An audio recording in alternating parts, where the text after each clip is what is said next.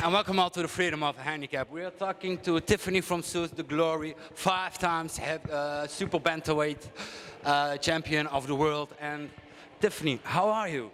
I'm doing great, thank you. Nice. And your next fight is against a French girl. How are you preparing for it? I'm preparing for it by using, typically the training that you think, hitting pads, sparring, running, but to keep things interesting and to make sure that I keep having new performances where I'm getting better, I like to use training that's a little unorthodox and not really typical for fight training. All right, this is just what we saw next here with the seminar. You do the same in your competitions?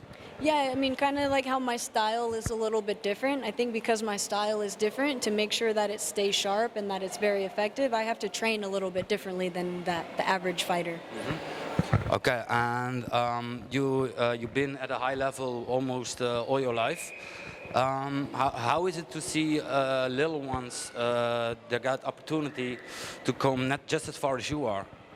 When I see the generation and children and young women who are coming up behind me, mm-hmm. It's very encouraging, and because the future is very bright. I see a lot of talent. Mm-hmm. I see these kids, they're so determined.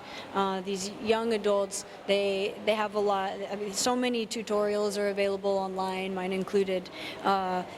Things like social media and YouTube, they can watch and mm-hmm. learn, and now even more kids and women are doing it. And so like before, maybe there weren't as many people to train with for them, but now there's more opportunity for them to train. There's more fight shows, so there's more places for them to actually get competition and experience. And it touches me, and it makes me really excited to see the next generation coming up and to see how good they are. Yeah, definitely, because I saw a few good kids out there. So your previous fight was against the Rice champion, and this fight is defeating your belt.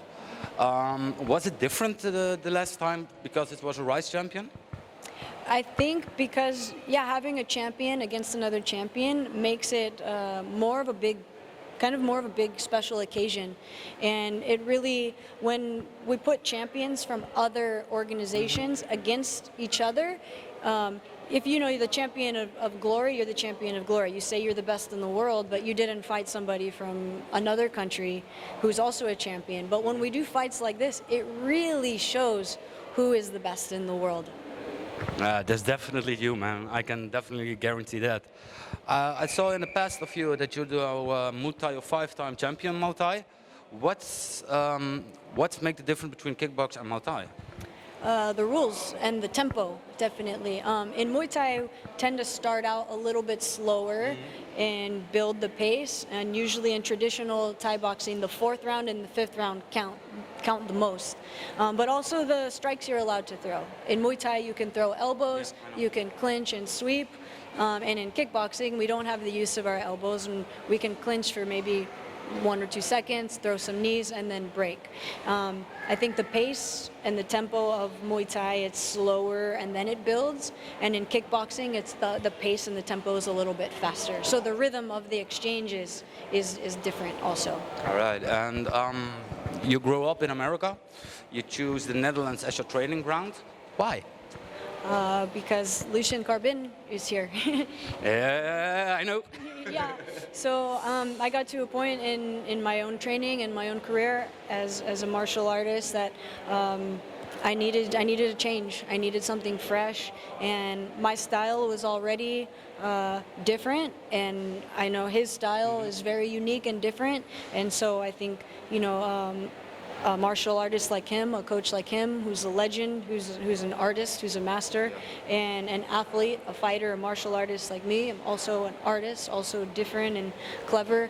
Putting that together, I think was one of the best decisions I could have made for my career, because here I am being an A-class fighter, a professional for 10 years now, and, That's impressive. and I feel like I'm getting better. I feel like I'm a student That's again. the point, right? Yeah, so it's really nice, and it's a great opportunity, and I didn't want to pass up on an opportunity like this, because I've dedicated my whole life to martial arts and training, and so I owe it to myself to really see what level level I can reach, and to be able to do that, I needed to come here. Yeah. May I thank you very much for this interview, and don't forget to like, don't forget to subscribe, and don't forget to share, and I see you next time at Freedom of a Handicap. And lopers!